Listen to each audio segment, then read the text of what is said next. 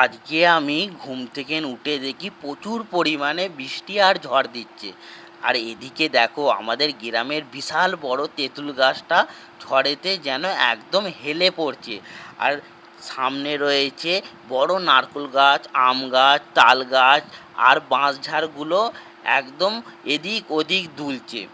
আর এই বর্ষার দিনে আমাদের গ্রামটাকে কেমন দেখতে লাগে চলো বন্ধুরা তোমাদেরকে একটু শেয়ার করি আর আমার এই ছোট্ট মিনি ব্লগটা দেখাই।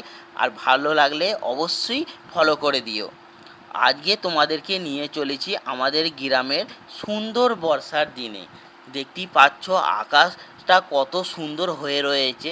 আর এদিকে দেখো আমাদের গ্রামের এই বিশাল বড় তেঁতুল গাছটা বৃষ্টির জলে পুরো গাছটা ভিজিয়ে এক অন্যরকম রূপ নিয়েছে।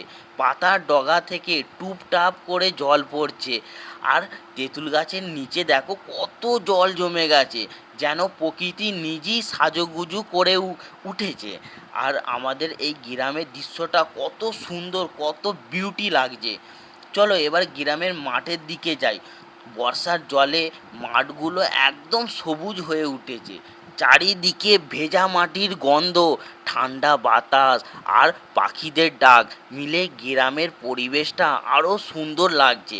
শহরের কোলাহল থেকে দূরে বর্ষাকালে গ্রামের এই শান্ত সৌন্দর্য সত্যি মনকে ভালো করে দেয়। তোমাদের কেমন লাগছে কমেন্টে অবশ্যই জানাও।